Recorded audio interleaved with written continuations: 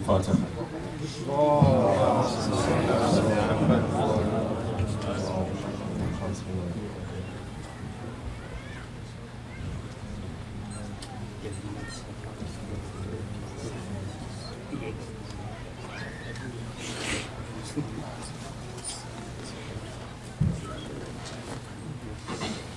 أعوذ بالله من الشيطان الرجيم.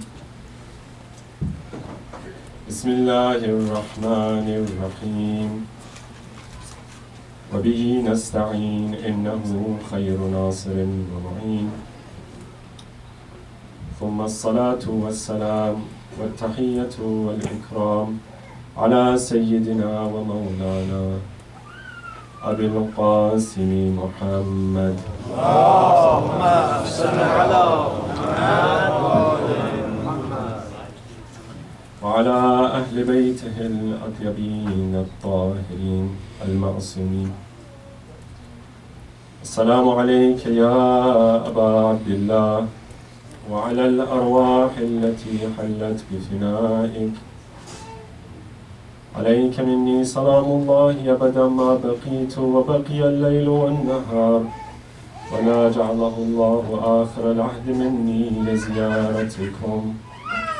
السلام على الحسين وعلى علي بن الحسين وعلى أولاد الحسين وعلى أصحاب الحسين وعلى 9 المعصومين من ذرية الحسين، واللعنة الدائمة على أعدائهم أجمعين من الآن إلى يوم الدين. أما بعد، فقد روي عن رسول الله صلى الله عليه وآله صلى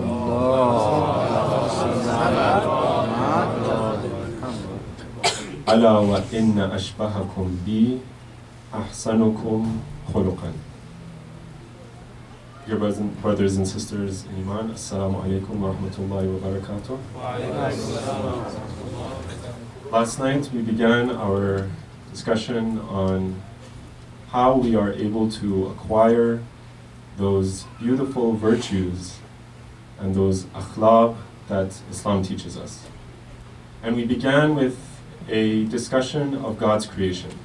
We said that God's creation is much deeper and more profound than what we can see, what we can hear, and what we can taste and touch. God's creation is much more profound than the physical reality in which we interact. God's creation is one which is first and foremost spiritual and moral, and then, and only then, after we have gone beyond the spiritual and the moral reality that God has created, then we come to the physical world. So our first priority as creation of God, as creatures that God has created, our first priority is to our moral reality, that morality that God has created, our spiritual reality, that spirits that God has created, and then to the physical world. And we said that this physical world is one of change and one of death. It is one which will change and will one day come to an end. However, that spiritual world that God has created is one that will never end, that is eternal and not changing. And there are times in our lives when Allah will force us to make a decision. He will force us to make a choice. To decide whether we are going to give priority to this physical world, to our financial and our material well-being, or we are going to give priority to that moral world. And so we have the lessons of the Ahlul Bayt which teach us how to navigate that spiritual world, how to navigate and give priority to our morality and our ethics. How do we become good people? And so we look at the dua of Makarim al-Akhlaq, this dua in As-Sahifa As-Sajadiyya, this book of du'as and prayers by our fourth Imam, Imam Zainul Abidin, Ali ibn al-Husayn alayhi salam. Sallu ala Muhammad. So that we can, insha'Allah, with the help and guidance of Allah, be able to acquire those beautiful virtues. Be able to get those skills that we need so that we can journey through that moral world that God has created. That become good human beings. Now, I say this good human beings because of the word akhlaq itself. So when usually we use the word akhlaq, we think about, for example, a person who has good akhlaq in some of our languages, right? In Farsi in particular, when we say this person has good akhlaq, what do we usually mean? What we usually mean is that this person has good adab. For example, he's respectful, right? He doesn't, when his parents or an elder walks into the room, he stands up. He doesn't shout and have a tone of anger, right? Or for example, he is respectful towards his parents. He does good things. He acts in a good way. He has good adab. But when we look at the word akhlaq itself, you see that the word akhlaq doesn't have anything to do with adab necessarily. Akhlaq as a word in the Arabic language comes from the word khulq or khuluq. And khulq, if we want to understand what this word means, it's very similar to another word that we are all familiar with, and that is the word khalq, creation. And when Allah creates the heavens and the earth and all of its inhabitants, we call that khalq. And they say that khulq and khalq really aren't very different. Khulq and khalq are one and the same thing. They look at our reality in two different ways, from two different dimensions. So if you want to really understand what khulq is and what akhlaq is, what virtues are, our scholars tell us that akhlaq is not just our physical actions, the way we interact with others around us. Rather, akhlaq is who we are as human beings. If I were to describe myself to you, or you were to describe yourself to me, how would you describe yourself? Would you describe yourself as a person who is compassionate and kind? As a person who is charitable? Or as a person who doesn't really matter for them whether another human being is suffering or not? Do you describe yourself in terms of justice and morality, or do you describe yourself in terms of how financially successful you are? How do we see ourselves? Now, to just make this distinction a little bit clearer, the distinction between khulq and akhlaq, and the difference between adab and our physical actions. Imagine you are walking down the street. I'm not very familiar with the city of Denver, but in the city of Chicago and some of these large cities in America, you might walk down the street and you will find, quite a few homeless people. Right? So imagine you're walking down the street and, there's two people walking down the street. These two people come across a homeless person, and the first one, he doesn't even think about it. He reaches into his wallet and he takes out some money and gives to that homeless person. Right? He doesn't even think about it. He sees another human being suffering. He sees this other human being who is in pain and in difficulty, and he takes out some money and is compassionate towards this other human being. He's charitable. He's merciful. The second person, this companion of his, he looks at his friend and he says to himself, I don't want to be showed up here, right? My friend, he just gave this money to this homeless person, and so maybe if he gave him $5, I'll give him $10. He's not more charitable than I am. Right? The actions of these two people are the same. Both are charitable. And maybe even if we were to just look at their physical action, you would say that the second person is more charitable than the first. After all, he either gave the same amount of money or he even gave more. The first person gave $5, the second person gave 10. Right? So if we were to just look at the physical actions, we would say, I'd rather be in the company of that second person. But if we were to look a little bit deeper and see the akhlaq of that person, of these two people, and we were to compare them, who would we say is the better person, the more moral person? The first one, right? That first one has within himself compassion and mercy. He has inculcated this virtue within himself of charity, and from that source within himself, that source of that essence, that nature within himself bubbles up and it comes and it expresses itself in terms of this physical action. So the actions of this person are rooted in something deeper. The actions of this person are rooted in who this person is and how this person looks at the world and how he reacts to certain situations that God places within his life. These are three things that we have to look at, not just our adab and our actions, but rather in terms of our akhlaq, in terms of our essence. Sallu ala Muhammad wa alihi. And this is how the Prophet of Allah, Rasulullah, defines and identifies himself. There's a very beautiful hadith from the Prophet Muhammad al-Mustafa sallallahu alayhi wa where the Prophet, he says, it is reported that the Prophet said, the angel Gabriel descended and revealed himself to me, and he said that, Ya Nabi Allah, I have come from Allah, and he says to you, Alayka bihusn al-khulq. It is your responsibility, it is your duty, and it is a command from Allah that you have to have beautiful and good virtues.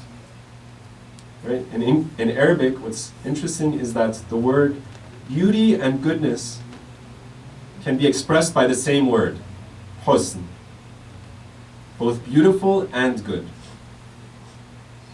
Allah says, O Prophet, it is your responsibility, it is your duty to have beautiful virtues, to have a beautiful character, to have a beautiful nature and essence.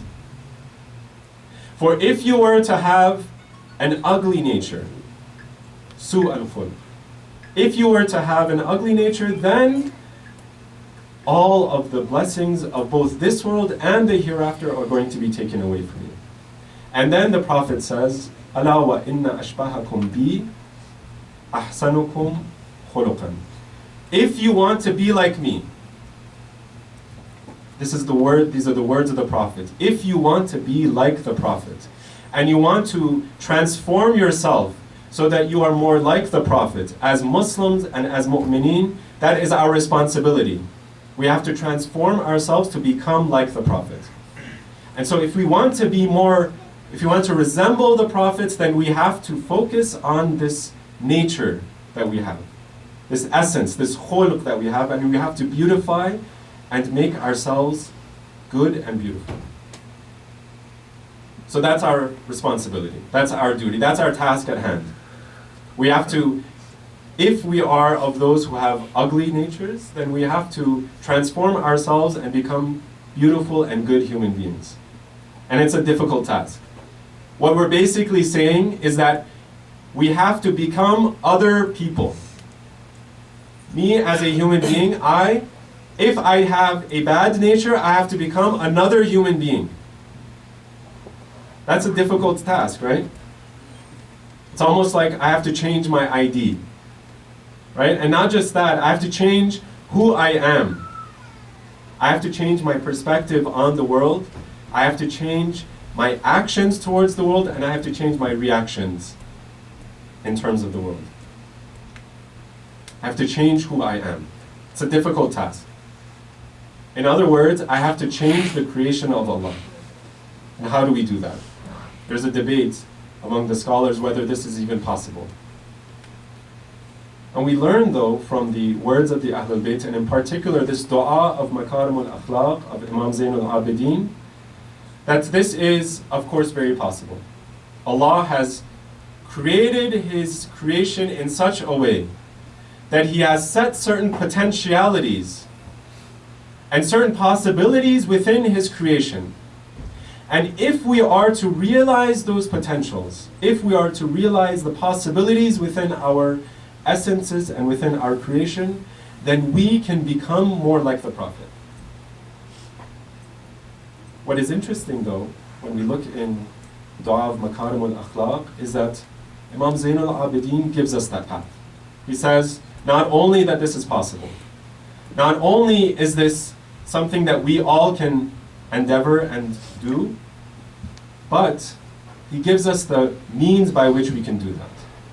And what's interesting and what's profound is that Imam Zain al-Abidin does not begin by saying these are a list of things that you need to do. For example, you have to, habituate yourself into giving more charity. You have to habituate yourself and get yourself into the habit of, for example, not having hubris and being a modest human being and being a compassionate human being and so on and so forth. That's not what Imam Zain al-Abidin begins with.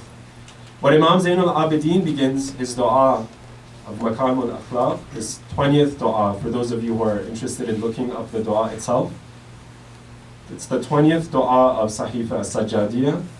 The Imam begins by sending salawat ala Muhammad wa ali Muhammad.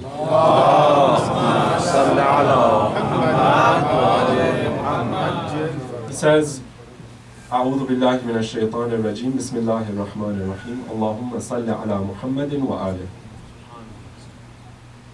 And just as a historical note, during the time, if you look at other du'as of Imam Zain al-Abidin in Sahif al-Sajjadiyah, you'll notice that many of the du'as, they are punctuated, and there's this common theme of sending salawat ala Muhammad wa ali Muhammad.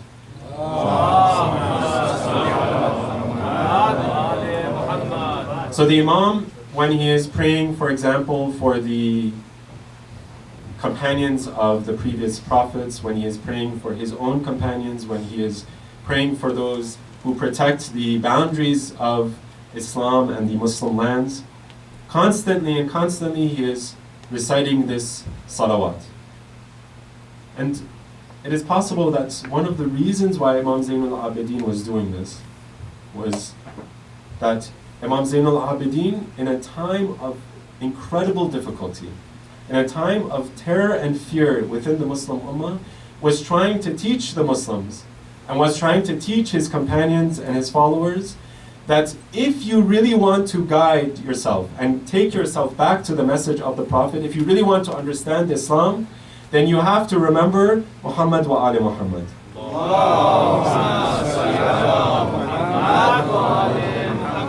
In a time when the companions and the Shia of the Imams were being killed left and right.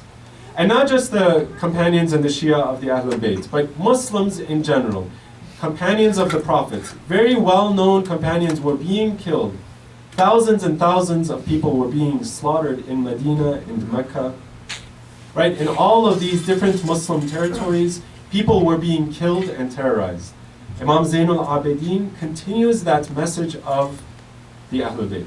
So let's not think that, for example, during the time of Imam Zain al-Abidin, the Imams were quiet and they didn't express their teachings and they didn't teach their Shia. No, the Imams expressed and taught their Shias in different times, in different ways. So during the time of Imam Zain al-Abidin, the Imam saw it as the means by which he can teach the Shia and the Muslims the message of the Ahlul Bayt through his du'as. Imam al-Baqir, Imam al-Sadiq taught the Shia and the Muslims in other ways. Imam Kazim and so on. All of our Imams determined what's the best method of teaching the Muslims the message of the Ahlul Bayt for their time, and they expressed their teachings in those ways. That's one possibility. one possible explanation for why Imam Zain al-Abidin begins his dua in terms of a salawat ala Muhammad wa ali Muhammad is in terms of salawat. These are the days of the Ahlul Bayt. It's the month of Muharram, so let's please remember our Ahlul Bayt with a little bit more fervor. Sallu ala Muhammad wa ali Muhammad.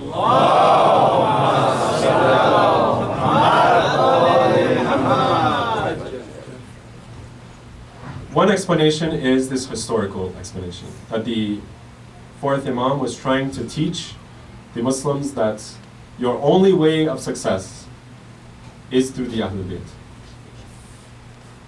Another way that the Imam was, another reason maybe that we can try to understand the words of the Imam. Again, we're looking at the dua of Makarim al-Akhlaq of Imam Zain al-Abidin, and we are seeing that the Imam begins his dua in terms of the salawat. And what he says, if we're trying to understand what the Imam is saying, possibly what the Imam is trying to tell us is that if you are trying to accomplish this most incredible feat of changing your akhlaq, of changing your nature, of becoming a different human being than who you currently are, then you have to look at the Ahlul Bayt. There's no other way. You have to look at the guidance that you can derive from the life and the existence and the presence of the Ahlul Bayt. So let's look at the teachings of the Ahlul Bayt. There's three different ways that we can benefit from the existence and the presence of the Ahlul Bayt. The first is the most obvious, and it's probably the easiest way that we can accomplish this. The first is we can look at their words, their ahadith, the compilations of ahadith that we have in our books of hadith, and we can look at those riwayat and those ahadith, those teachings of the Ahlul Bayt in terms of akhlaq. What do the Ahlul Bayt say in terms of the virtues and the akhlaq that we have to have? The Ahlul Bayt describe for us those virtues that we have to find within ourselves. And not just that, they also explain to us what the priorities are when these virtues come in conflict. So for example, if I am caught in a situation where I can be both charitable and I have to be a little bit more sort of economical, what do I do? Which one do I give priority to? Those are really the difficult moments, right? When it's easy to be charitable when times are easy, right? When I have tons of money and I can spend it as I will. But it's those moments when I see my own family and my own community in need, or for example, I don't have enough finances to be able to, spread that among my community, and I have to make a choice. I either spend it for one cause or another, right? It's those moments that we are at a crossroads. And it's those moments that we have to make a decision. And so the Ahlul Bayt teach us not just what virtues and what akhlaq we have to have, but they also teach us the priorities that we have to set within our lives. What should we prioritize and set as first priority and first responsibility for ourselves?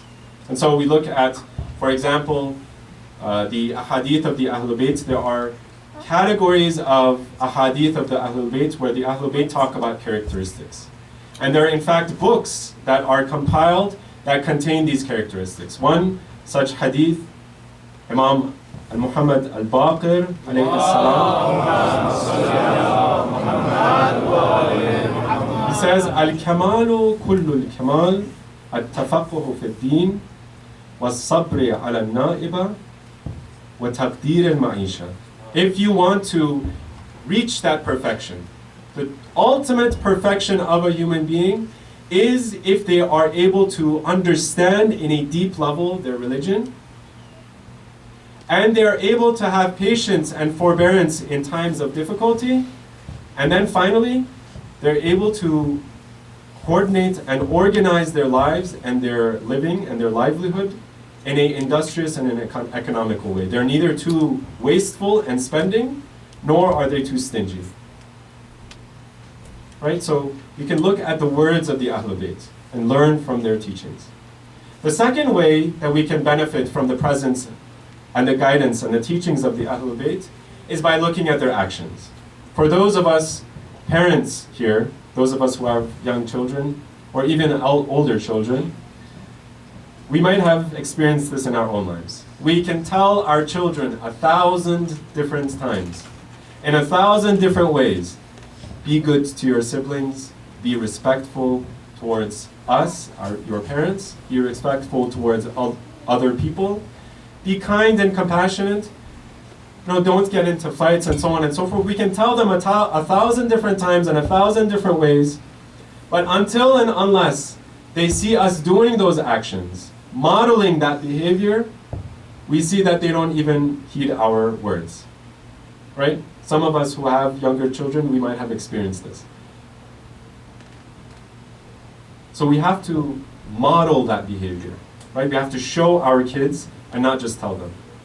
Our kids, for example, we tell them to be honest and trustworthy, and then all of a sudden they see us being pulled over by a police officer, and then we fudge the truth, and we try to kind of steer away from this difficult position. Our kids see that, and they don't understand the nuances of what's going on, right? And so they might see, dad or mom trying to get out of this difficult situation by being just a little bit not totally honest, right? They take that experience and they take that example and then they go with it. You told us to be honest, but you act a different way. On the other hand, when we are actually honest and when we are trustworthy and when we are compassionate towards other people, then our kids also take that example. The second way that we can benefit from the example and the teachings of the Ahlul Bayt is by looking at their lives. There are as well books that explain to us how and who the Prophet was, how he acted with his community, how he acted towards other Muslims. There are beautiful stories that we have of the Prophet. For example, after a very long and difficult battle, as the Prophet is coming back, the Prophet goes one by one and asks each individual Muslim how he's doing and how he's holding up. Imagine, the Prophet and the Muslims are going back after a difficult battle. The Prophet, this courageous individual, this most brave individual, he was always at the front of the battles. He was never in the back. He was the most valiant warrior and possibly the most tired. And the Prophet is going individually, one by one, and he is checking on his Muslims. And he asks each one how he's doing, how his affairs are going, and so on. There are other examples of the Prophet. It is said that the Prophet would never eat alone. He would always try to find some companion, someone to eat with, so that he breaks the bread and rekindles that relationship that he has with another Muslim. It is said that the Prophet, he would always seek the counsel of his followers and his family members. In a time when women were not considered to be, worthy of counsel, the Prophet would go to each individual of his wives and he would ask their counsel before every battle. The Prophet has these characteristics, and if we want to become like the Prophet, we can look at the Prophet's actions and look at the Prophet's deeds. We can look at the Prophet's sunnah, not just his words, but as well how the Prophet behaved. One really good resource for this is a book by Allama Tabatabai, which is called Sunanun Nabi. And in this book, Allama, he collects a lot of these different ahadith of the Prophet's life, of his behavior, even of his appearance. And so this is a beautiful book for those who are interested. The final method that we can benefit from the existence and the presence of the Ahlul Bayt, we'll discuss inshallah after a loud salawat.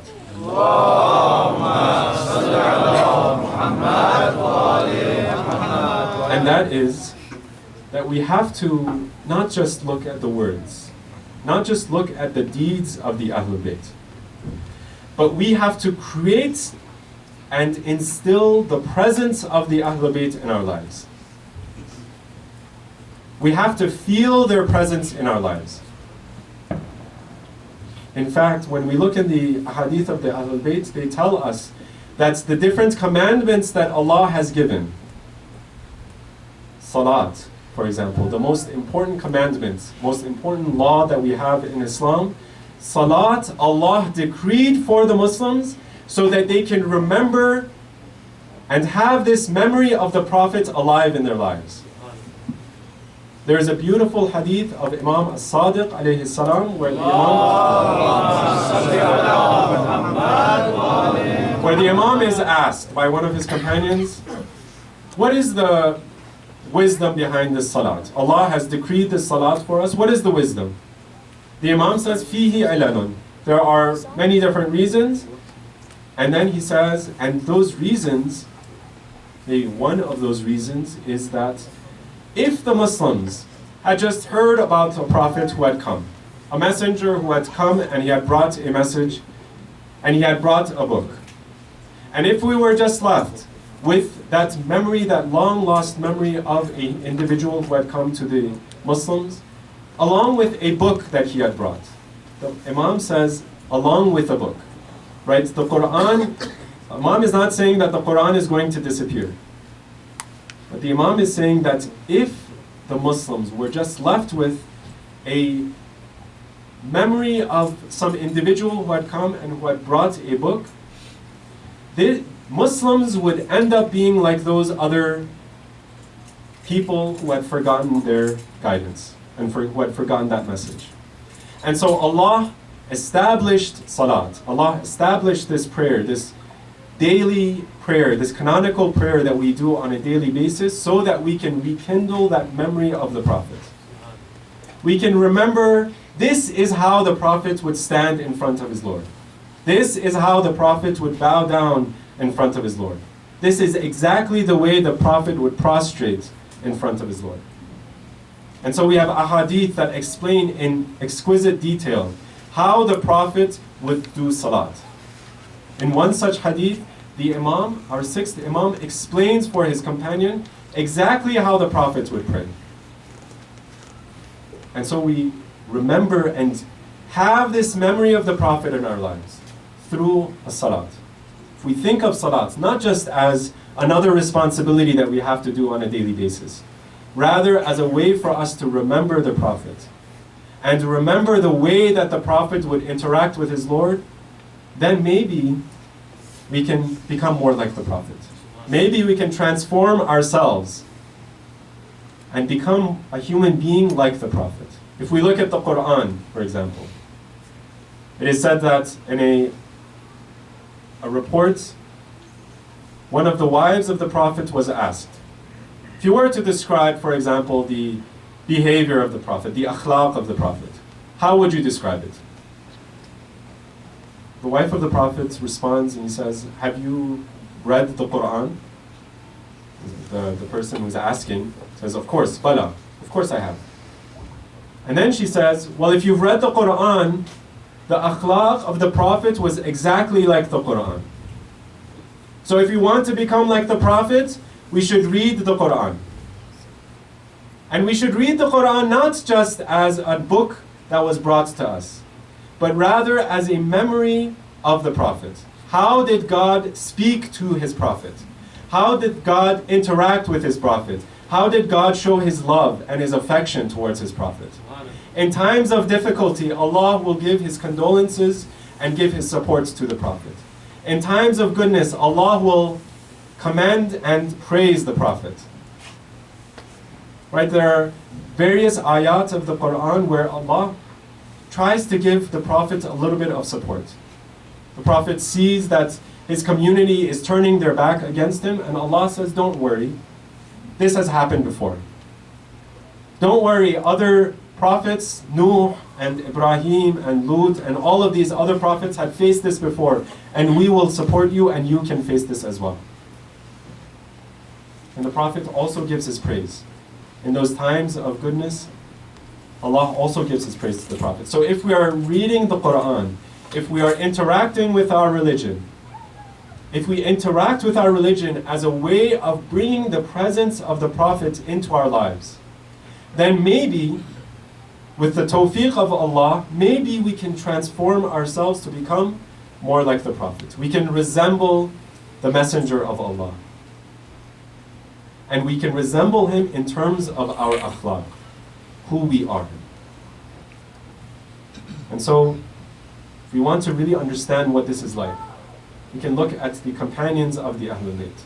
Those people who lived with the Ahlul Bayt, who breathed the air that the Ahlul Bayt breathed, who tried to resemble the Ahlul Bayt in terms of their thoughts and in terms of their deeds. We look at the example of Mitham. Mitham, we may have heard his name, we may recognize this companion of Amirul Mu'mineen, Ali ibn Abi Talib alayhi salam.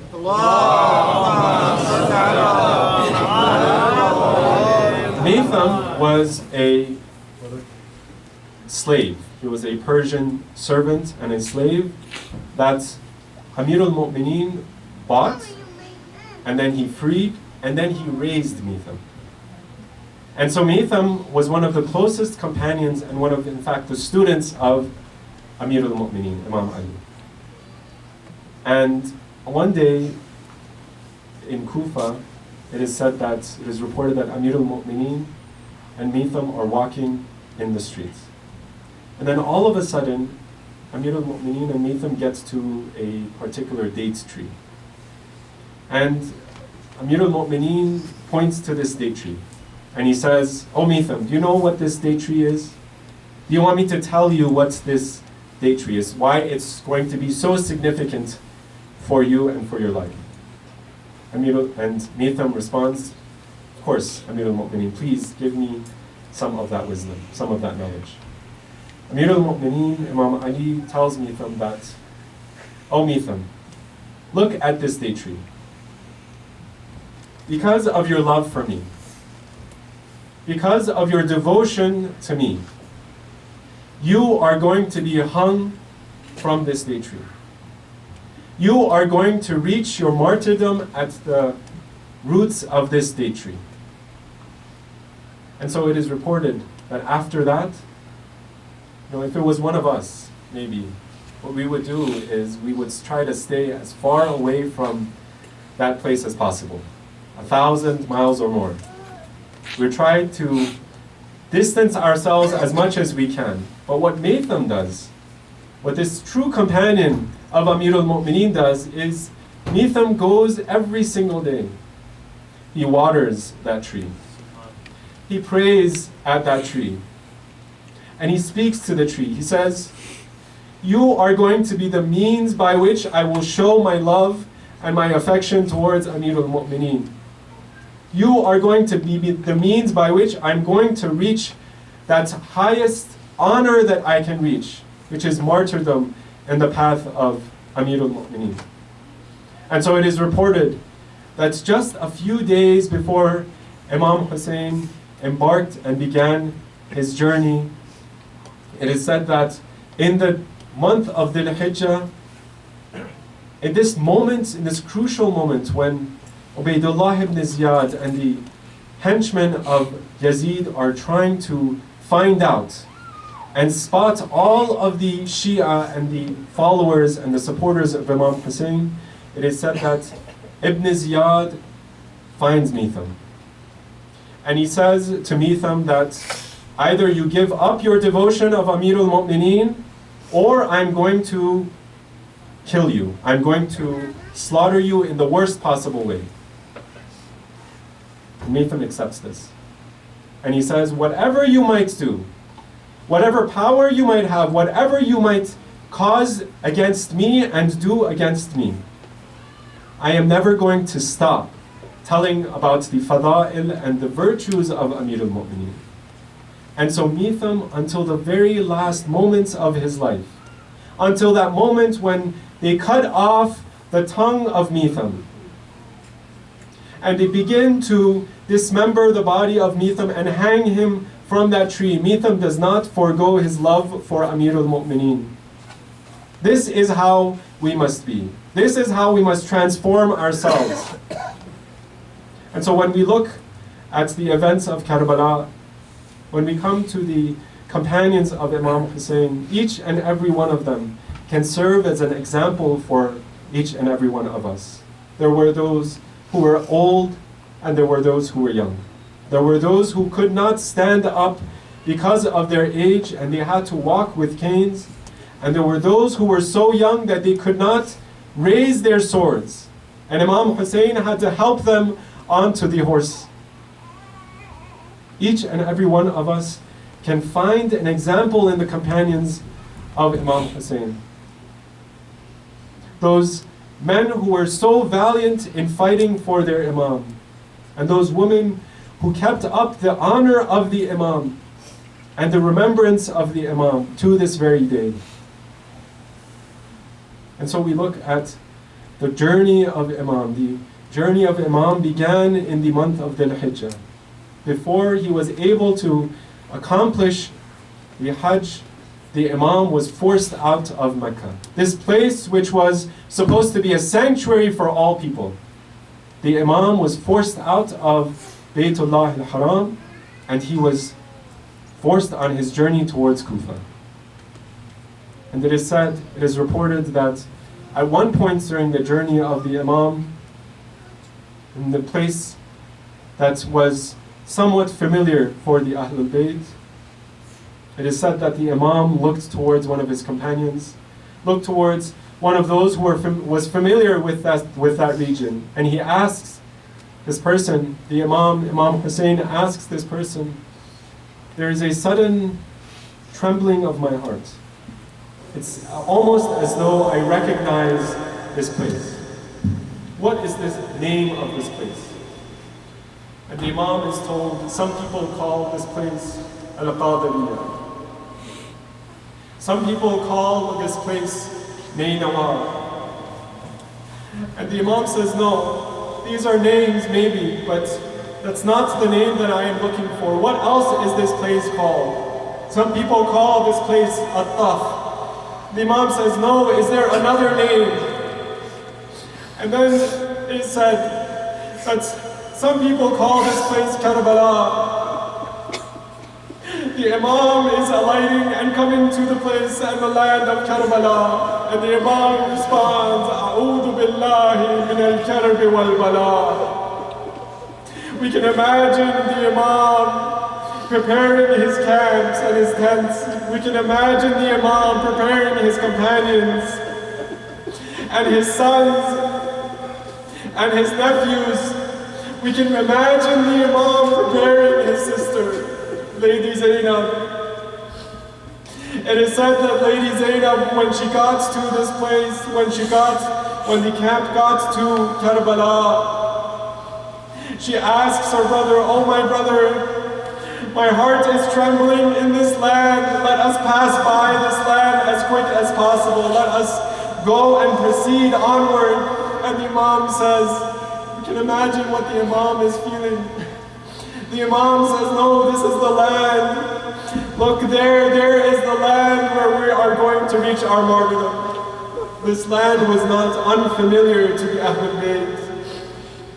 This land was a land that was told to the Ahlul Bayt. Allah had told the Ahlul Bayt about this land. And so it is reported that Amirul Mu'mineen one day was walking with his companions. And it is said that as Amirul Mu'mineen is walking, he looks to his companions and he points to the land and he says, this is the place where my son is going to be slaughtered. This is the place where the horses are going to be kept. This is the place where the tents are going to be burned. This is the place where the infant son is going to be slaughtered. He would point to one place after another. The Imam recognized this place. He will point to his companions and say, this is the place where my son will be remembered, where my son will be martyred, and then remembered after that. This is the land of Karbala. وَسَيَعْلَمُ الَّذِينَ ظَلَمُوا أَيَّ مُنْقَلَبٍ يَنْقَلِبُونَ إِنَّا لِلَّهِ وَإِنَّا إِلَيْهِ